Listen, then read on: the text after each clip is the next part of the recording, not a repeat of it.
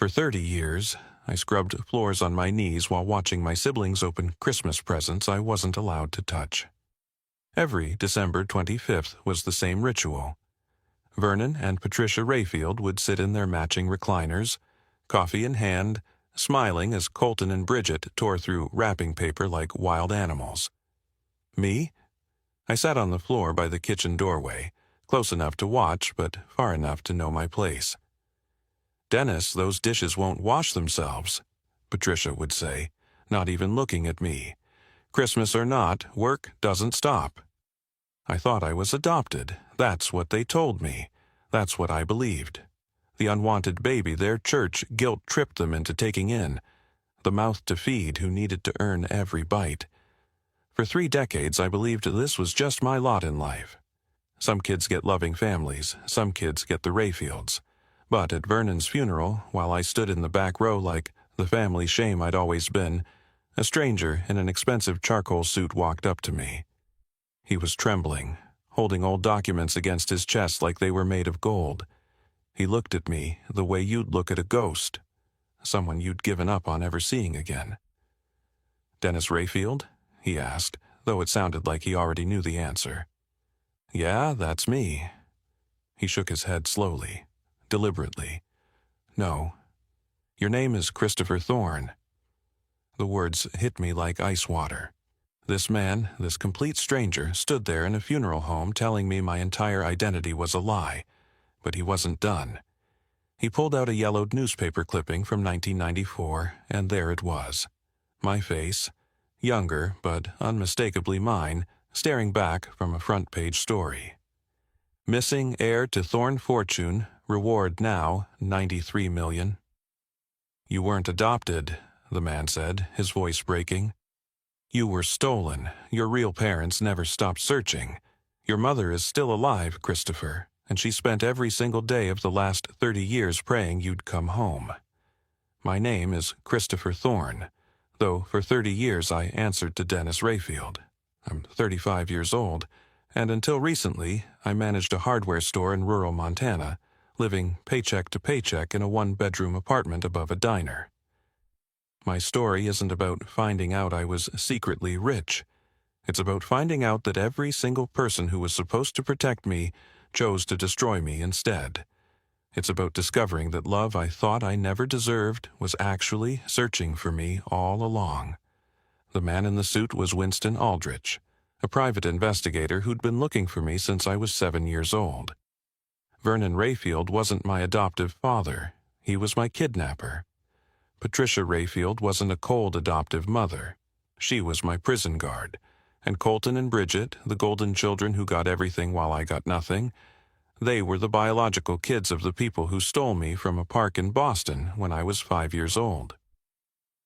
"Your mother's name is Eleanor," Winston said, tears running down his weathered face. "She built an empire with your father, hoping success would give them resources to find you. Every dollar they made went toward the search.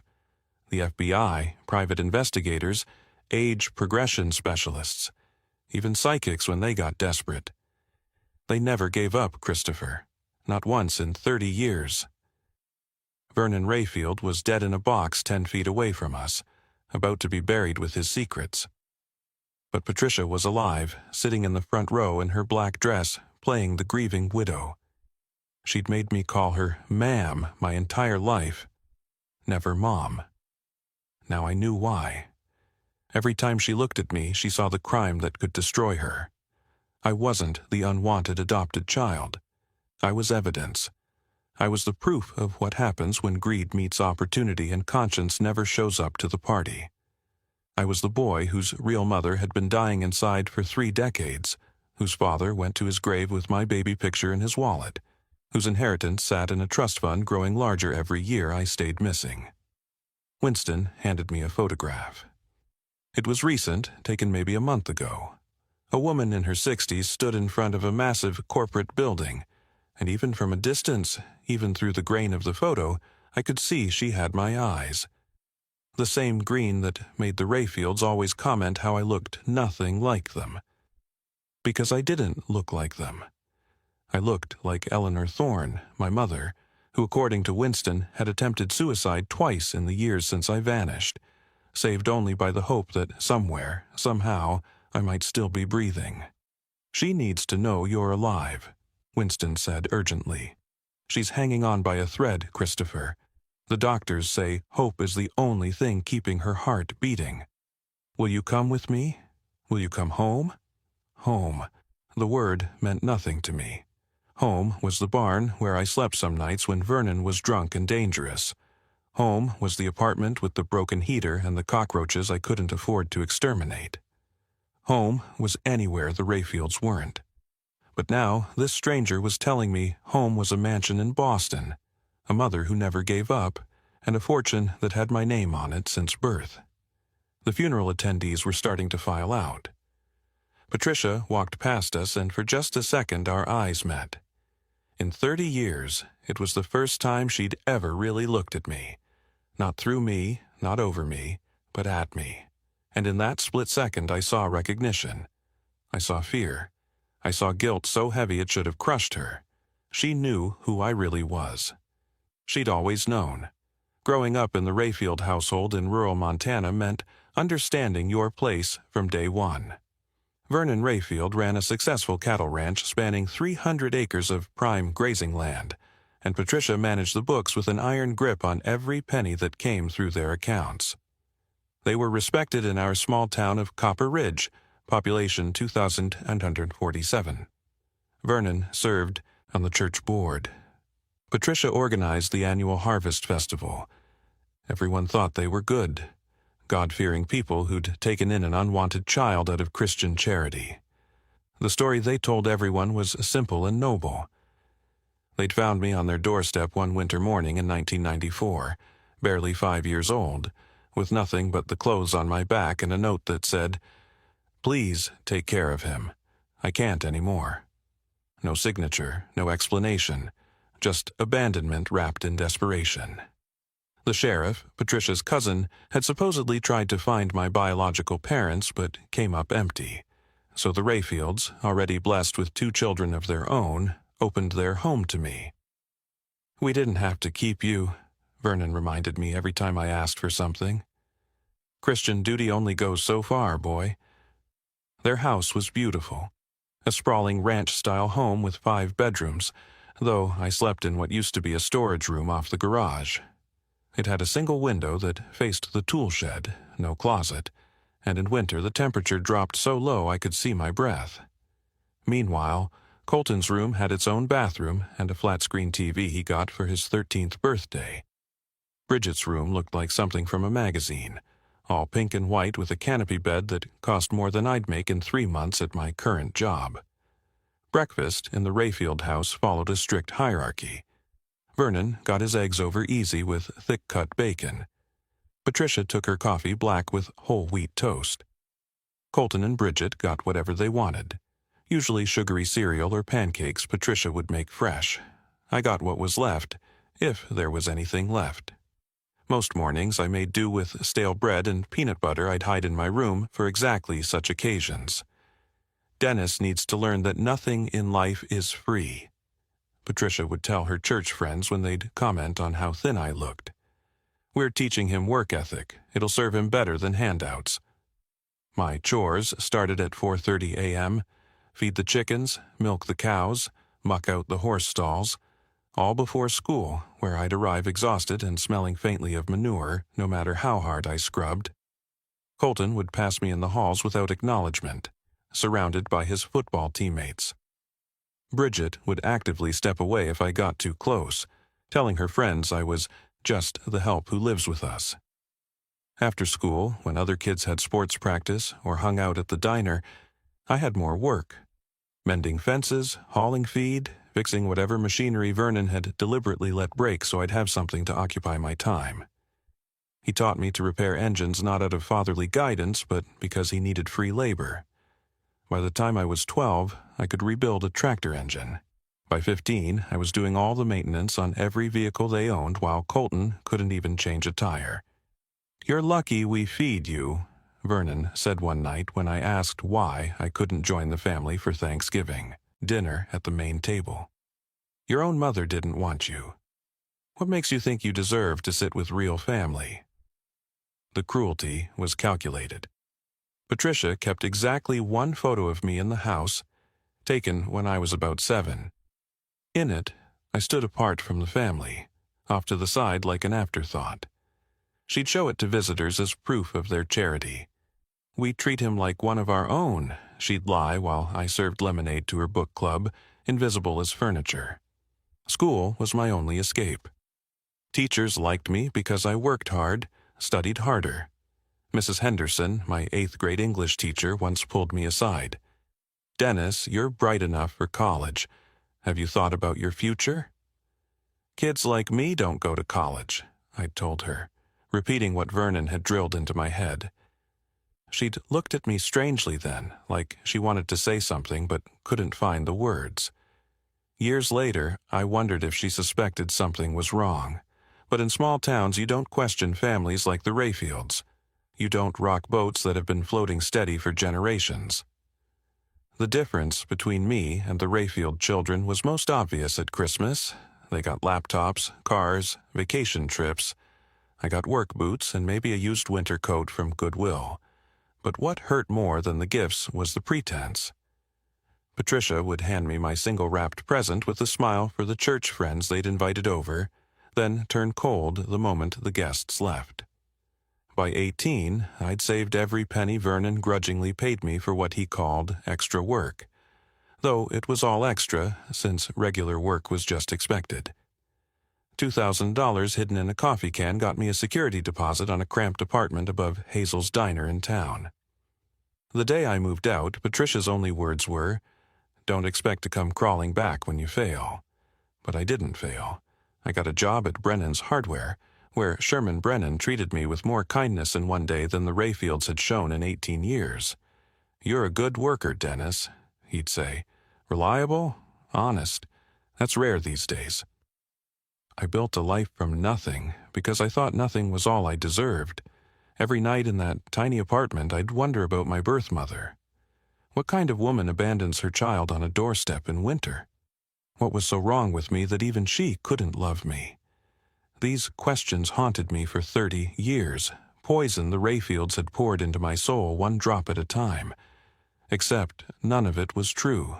There was no doorstep, no desperate note, no mother who didn't want me.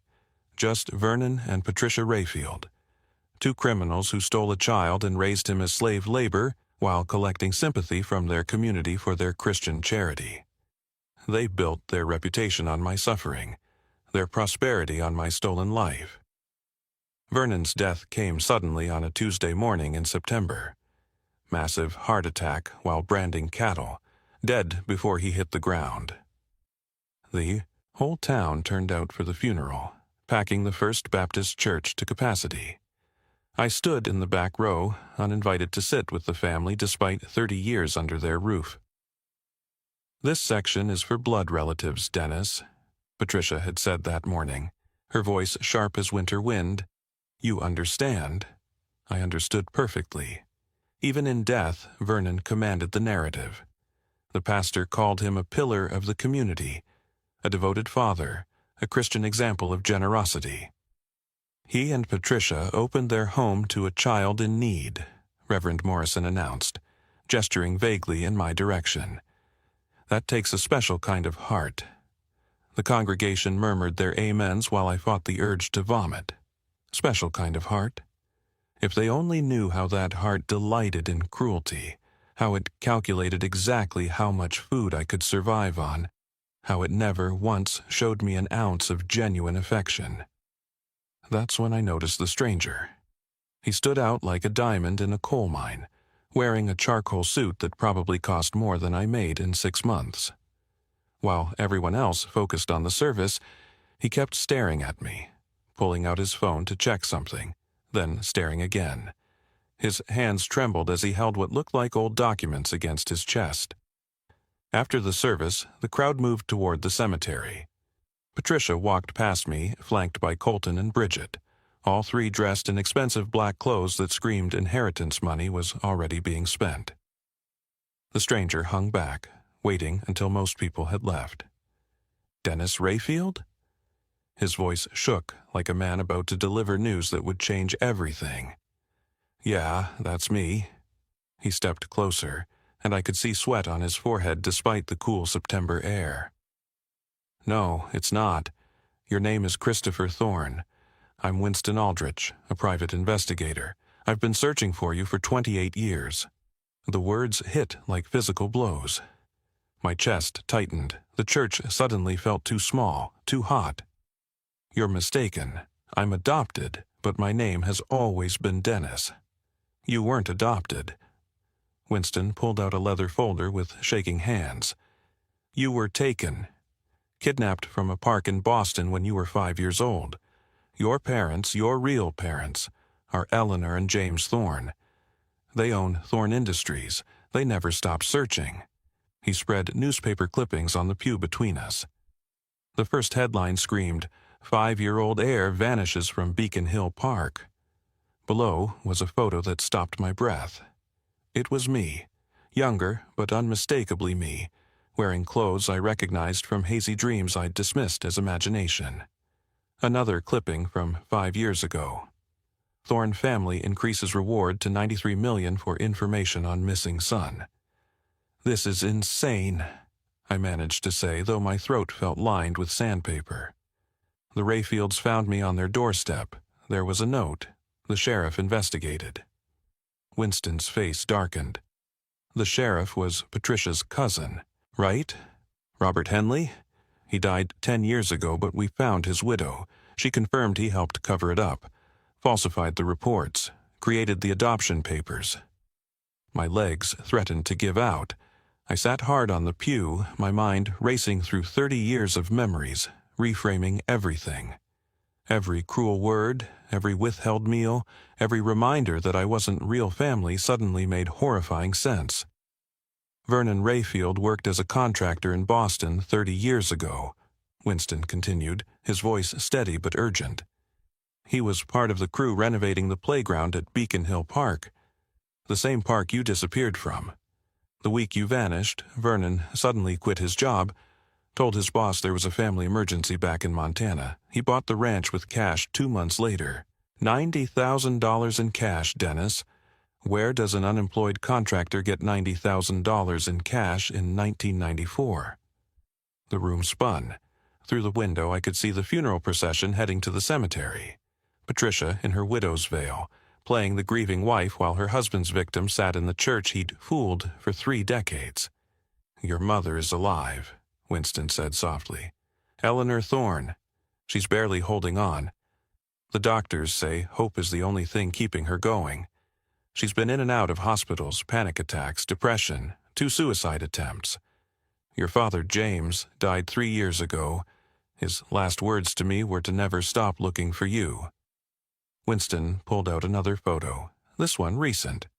A woman in her 60s stood in front of a glass building, and even from a distance I could see she had my eyes, the same unusual green the Rayfields always commented on, the feature that marked me as an outsider in every family photo. "She needs to know you're alive, Christopher. She spent 30 years wondering if you're hurt, if you're scared, if you remember her at all. She keeps your bedroom exactly as it was the day you disappeared. Every toy, every book waiting for you to come home." I thought about my storage room off the garage, the single window facing the tool shed, the winters spent seeing my breath indoors. Meanwhile, somewhere in Boston, a bedroom had been waiting for me for 3 decades, preserved by a mother whose love survived longer than my entire stolen life. If this is true, why didn't anyone find me sooner? "Vernon was smart," Winston explained. "Changed your name immediately, moved to a small town where no one asked questions. You were young enough that your memories faded. He probably told you stories about being adopted before you could even remember the truth.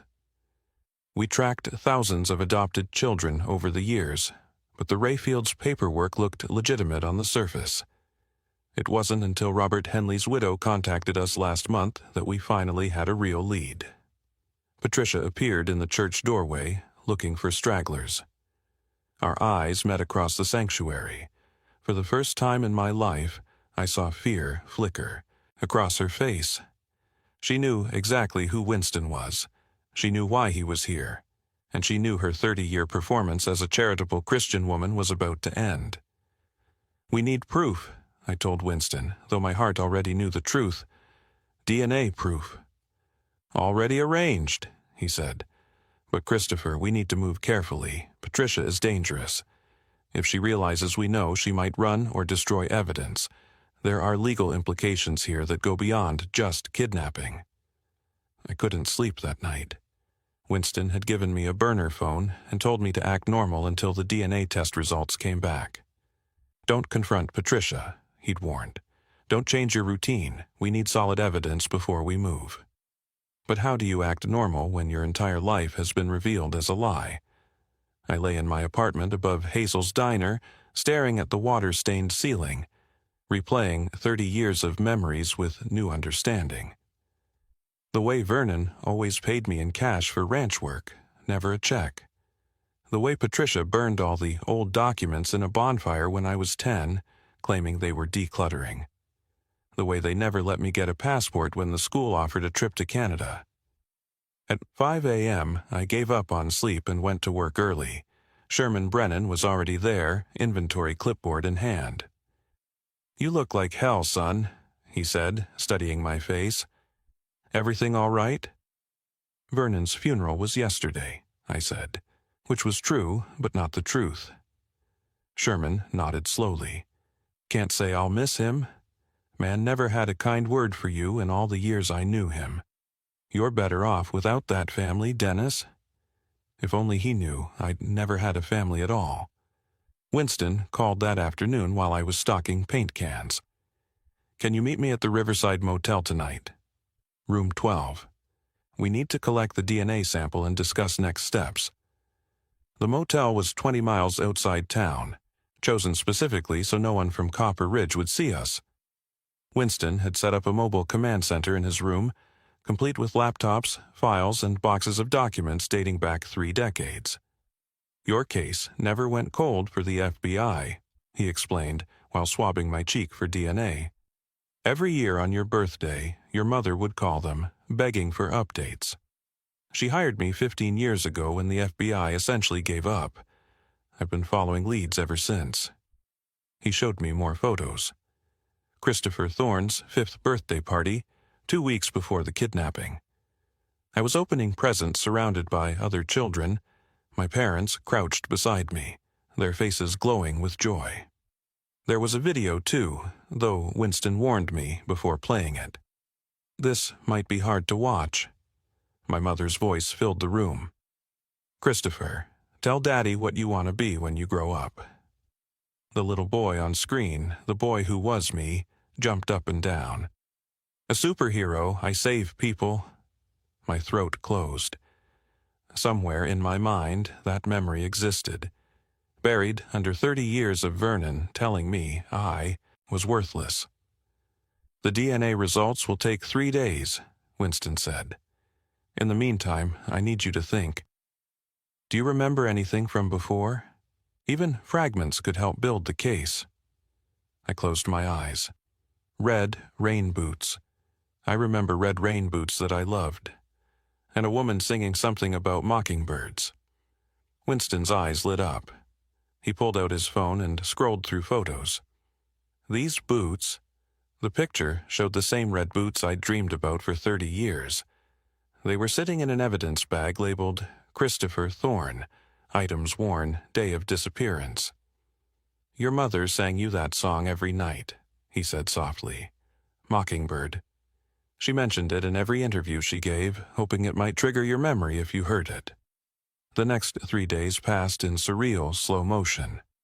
I went to work, smiled at customers, ate lunch at the diner like always, but Patricia started acting strange.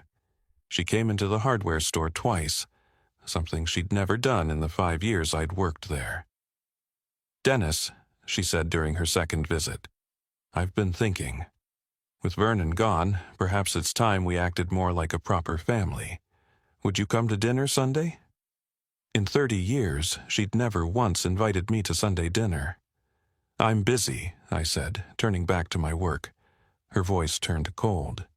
You know, I found some old papers in Vernon's office. Adoption papers. Would be a shame if something happened to them. It was a threat. She knew something was happening. That night, I called Winston. She's getting suspicious. She mentioned destroying documents. The DNA results came back early, Winston said. 99.97% match with Eleanor Thorne. You're definitely Christopher. The FBI is moving in tomorrow morning. I sat down, hard, on my second-hand couch. Despite expecting it, the confirmation still hit like a sledgehammer. There's something else, Winston continued. Your mother wants to speak with you. She's been waiting by the phone since I told her we might have found you.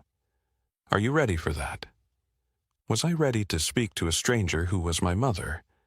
To hear the voice of the woman who'd been searching for me while I was scrubbing floors and sleeping in a storage room?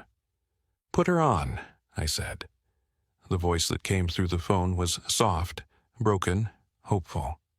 Christopher, is it really you? I don't know how to answer that, I said honestly. I've been Dennis for so long. That's okay, she said, and I could hear tears in her voice.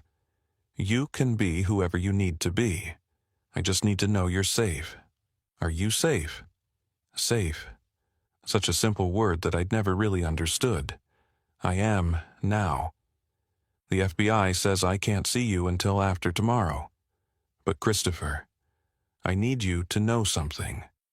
Every single day for 30 years I've loved you. Every birthday I baked a cake. Every Christmas I wrapped presents. Every night I sang to your empty room. You were never forgotten.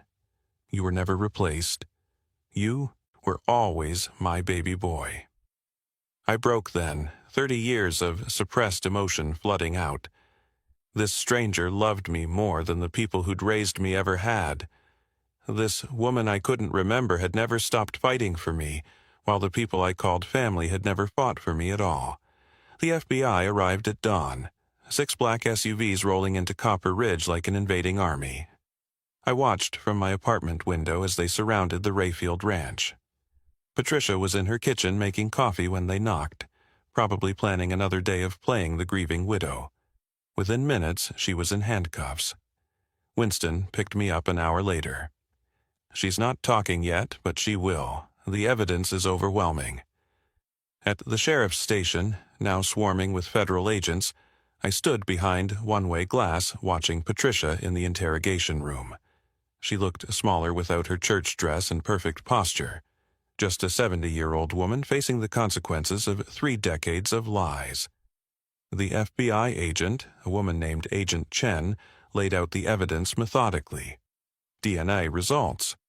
Financial records showing Vernon's mysterious cash windfall in 1994. Testimony from Robert Henley's widow confirming the sheriff helped falsify adoption documents. Phone records showing Vernon had called the Thorne residence 12 times in the weeks before the kidnapping, likely scoping out the family's routine. Patricia stayed silent for 3 hours. Then Agent Chen played the video of 5-year-old me at my birthday party, and something in Patricia's face cracked.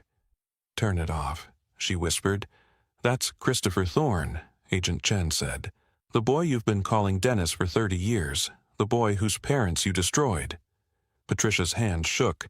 We didn't plan it. Vernon saw an opportunity. Tell me everything. The story that poured out was worse than I'd imagined. Vernon had been part of the construction crew at Beacon Hill Park, watching wealthy families play with their children while he struggled with mounting gambling debts. He'd noticed the Thorne family's routine, how the nanny would sometimes get distracted talking to other caregivers. One day, he saw his chance. I was just supposed to wait in the truck, Patricia said, her voice hollow.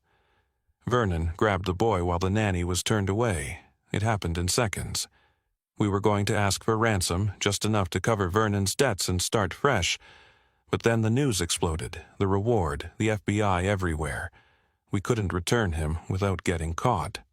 So you kept him, Agent Chen said flatly. We moved immediately. Vernon's cousin in Montana had just died, left us enough for a down payment on the ranch. We told everyone we'd found the boy abandoned, Robert helped with the paperwork. He owed Vernon money, too. And you raised him as your servant, I said from behind the glass, though she couldn't hear me. We gave him food and shelter, Patricia continued, as if that justified everything. More than some kids get. Agent Chen pulled out photos of my childhood room in Boston, the one my parents had preserved. This is what he should have had: parents who loved him, his own room, an education, a trust fund worth millions. Instead, you gave him a storage room and treated him like livestock. Patricia's composure finally shattered completely. You don't understand what it was like. Every day wondering if someone would recognize him. Every day fearing the FBI would show up. We couldn't love him. Love would have made us weak. We had to keep him at a distance to survive. You tortured a child to protect yourselves, Agent Chen said. Colton and Bridget arrived then, demanding to see their mother. When the FBI explained the situation, Bridget collapsed in tears while Colton stood frozen, staring at me through the glass. You knew, I said, stepping into the room where they waited. You had to know something was wrong. We thought you were adopted, Colton said weakly. Mom always said your birth mother was a drug addict who abandoned you. And that justified treating me like garbage? He had no answer. Bridget couldn't even look at me. Patricia was formally charged with kidnapping, conspiracy, fraud, and child abuse. The FBI had also uncovered evidence of Vernon's other crimes, including embezzlement from his Boston construction job and the children's hospital project he'd stolen materials from.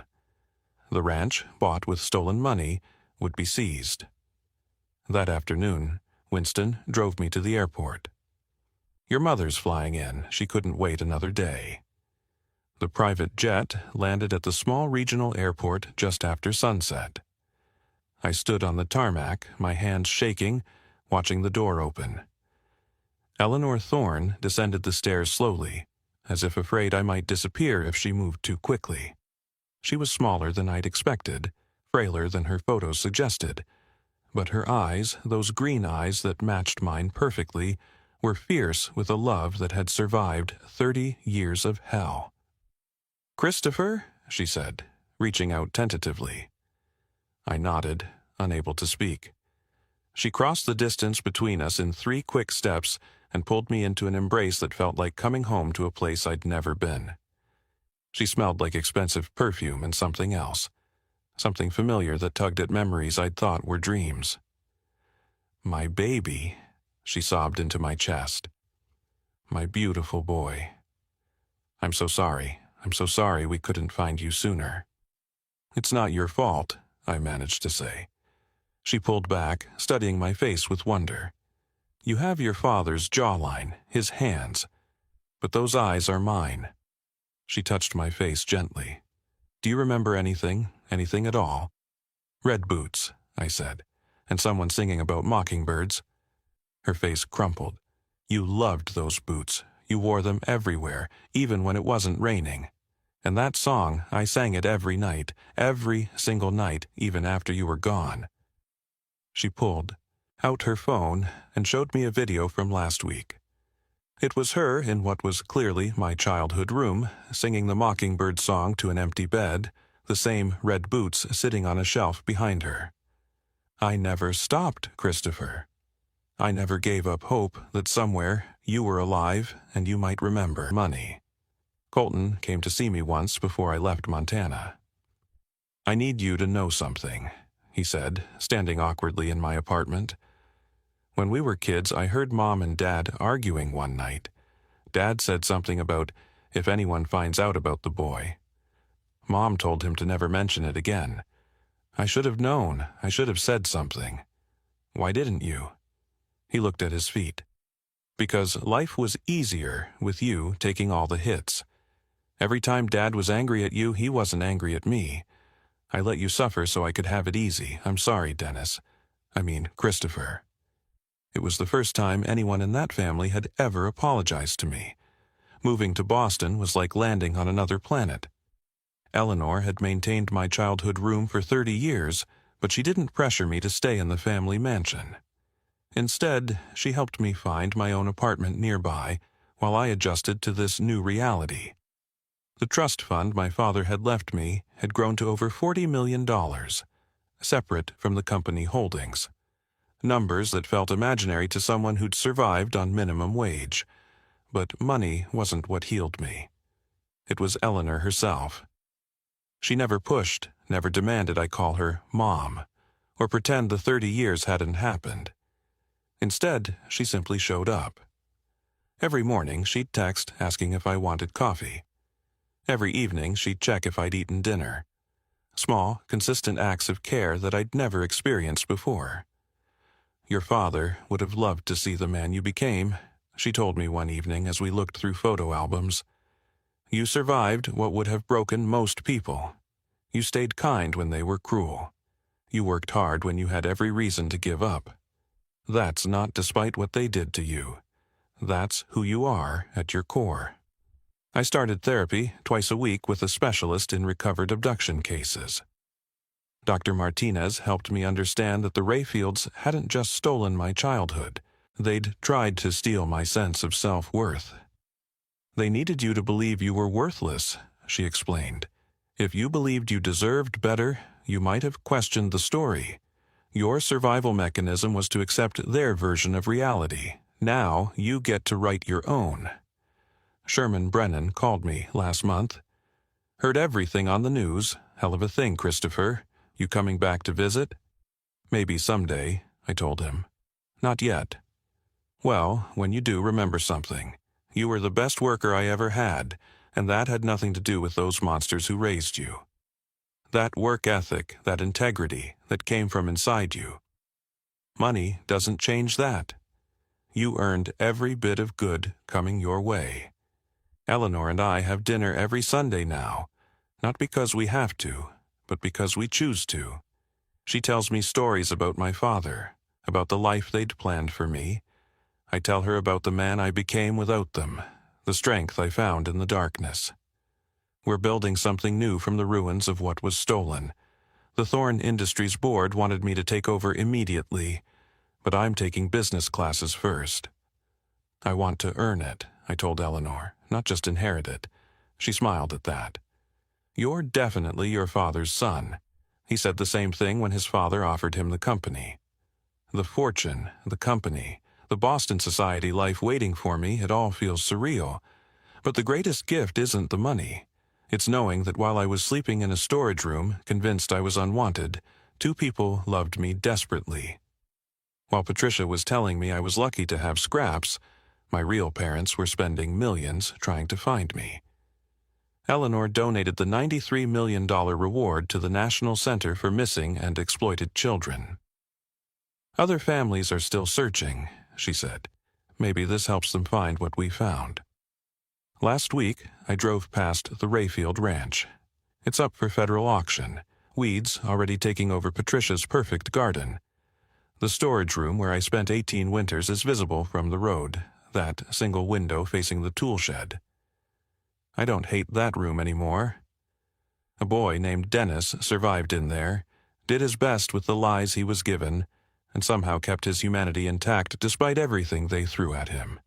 That boy, the one who got up before dawn every day believing he was worthless, he saved Christopher Thorne. He kept him alive, kept him working, kept him moving forward until the truth could find him. I'm grateful to Dennis Rayfield. He wasn't real, but his strength was. Now I'm Christopher Thorne, learning to be the man my real parents always believed I could be. Every morning, I wake up in a bed that's mine, in a life that's mine, with a name that's mine. The Rayfields stole 30 years, but they couldn't steal my future. They tried to convince me I was nothing, but it turns out I was everything to someone. Some stories end with justice. Some end with reunions. Mine ends with something simpler. The knowledge that love can survive 30 years of separation, lies can't bury truth forever, and sometimes the life you were meant to live is just waiting for you to claim it. If this story resonated with you, if you believe in the power of truth and the strength of families separated by circumstances beyond their control, Please like this video and share it with someone who needs to hear it. Your support helps these stories reach those who might be searching for their own answers. Comment below with your thoughts, and don't forget to subscribe to the channel for more incredible true stories of resilience, reunion, and redemption. Thank you for listening to my journey from Dennis to Christopher, from stolen to found, from surviving to truly living.